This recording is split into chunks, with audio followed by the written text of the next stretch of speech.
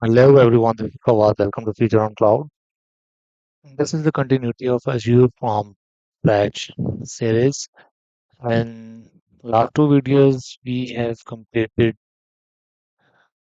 playlist which is on the left hand side. So now we are going to configure load balancer. There are three types of load balancer: public load balancer, internal, and zone redundant. And in this video, I'm going to focus on public load balancer. So let's move forward. So this is what we have configured in our previous videos. So as I mentioned, there are three types of load balancers. So this is public load balancer which I am going to cover. Basically, with public load balancer, basically balance the traffic across your virtual machine which you have configured in one pool. Right. So let's jump into our portal. How we can achieve this. And so for the sake of safe side and to save your time, I have already configured two virtual machine. I'll just let you know how I have configured because there is a trick which you need to keep in mind, otherwise your load balancer will not work. So just click on create new virtual machine, and the only trick is availability option. So here you have to select availability set, and you have to create a new availability set. Although I have already created, but right now it's not showing. Let me select the source group, then it will appear. So as you can see, web pool I have created. So if it is not there, just click on create new and type the name. That's it. This is the fault domain. So what fault domain is saying, virtual machine in the same fault domain share a common power source and the physical network. Anyway, so if you want to achieve the redundancy in terms of power and the network, then you have to increase it. For sure, it will increase the cost as well. As I am in a demo environment, so I'm not going to play with it.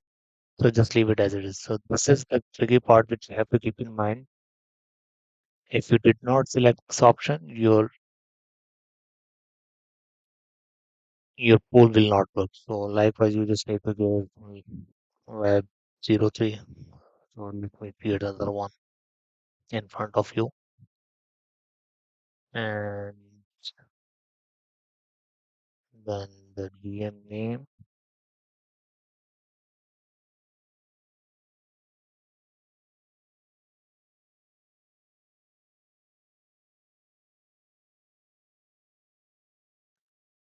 and here you have to allow HTTP and HTTPS as you are configuring your virtual machine for web servers, and click here like you wanted to use your existing license.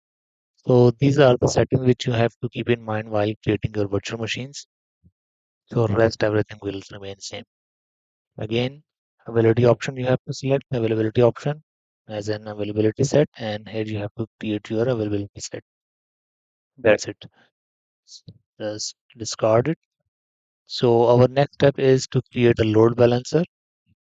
Just click on load balancer. If you cannot find it here, just type here load balancer. You will find it. And here you need to click on create load balancer. You can click here and here as well. You can click anywhere. Anyway, so just select your resource group, define the name LB web. If you select basic, you will not get public IP.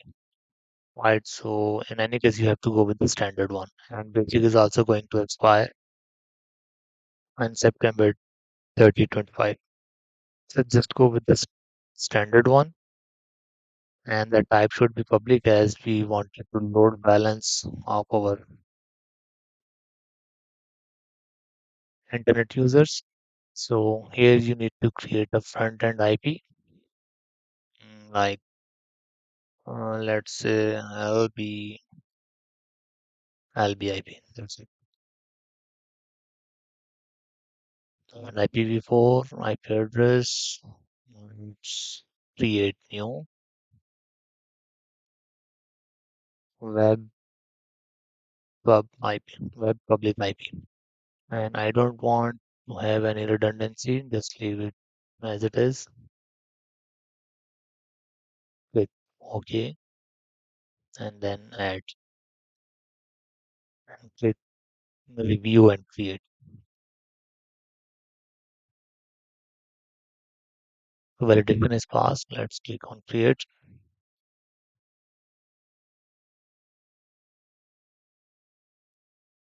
It will take a couple of seconds.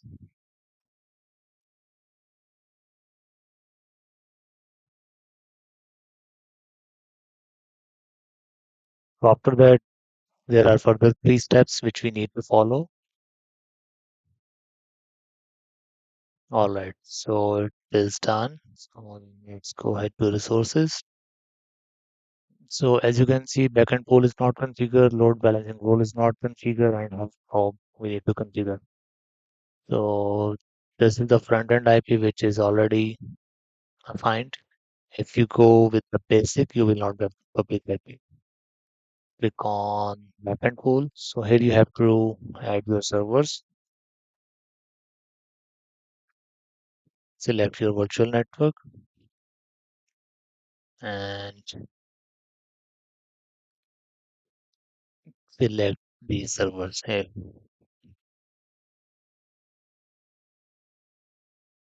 If you have more than two VMs, so all will be reflected here. So select as much as you want. Okay, so click save.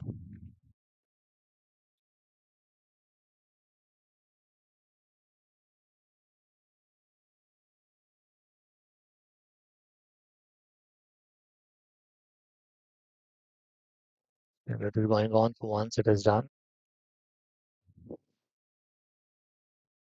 we will move forward to configure our health probe.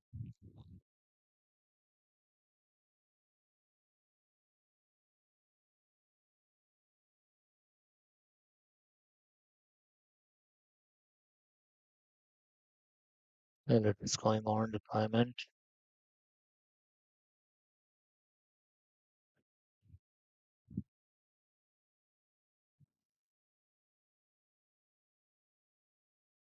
So the deployment is succeed. As you can see, two VMs are part of this pool. So let's configure health probe. Now, what is health probe? Health probe is basically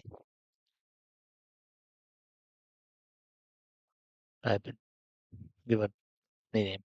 Anyway, it is going to monitor your port and this is the interval. After that, it keeps sending a heartbeat messages to your virtual machine. If something goes wrong with your virtual machine and it is not receiving any heartbeat, then it will declare as an like out of the pool. So the last step is to configure load balancer rule. IPv4 front end IP this one and backend pool which we have created while creating our virtual machine. And the port we are going to monitor 80 front and back end 80 and the mode for which we just created. That's it. And this is the minimum. mm, Okay, the minimum is 4. So what it will do is if you select, if you access your load balancer IP, it, it redirect to one of the available server. So once you access that page and that session remain idle for 4 minutes, and then you refresh it, then it will take you to another available server. So let's save it and we will observe it while we are accessing our workload. Okay, so now backend role is also configured. So in the virtual machine, I have already configured my website. So let me show you. This is my, let me check which server it is. Go to virtual machine.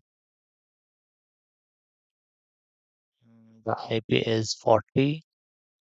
So 40 is my web 01 and 128 is my web 02. So in this virtual machine, I have installed IAS server. So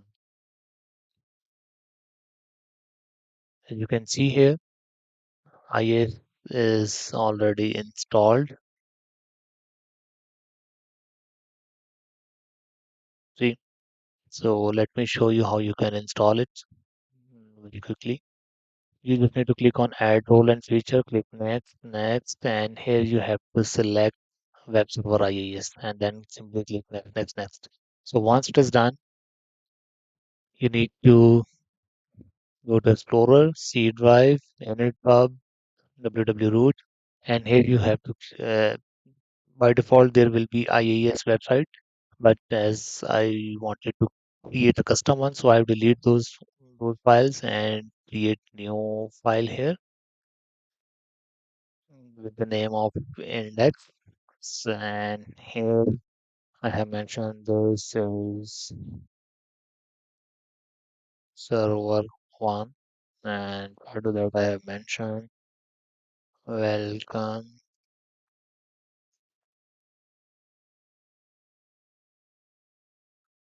to server one. This is what I mentioned, and just save it or save as with the index.html and select file type as all.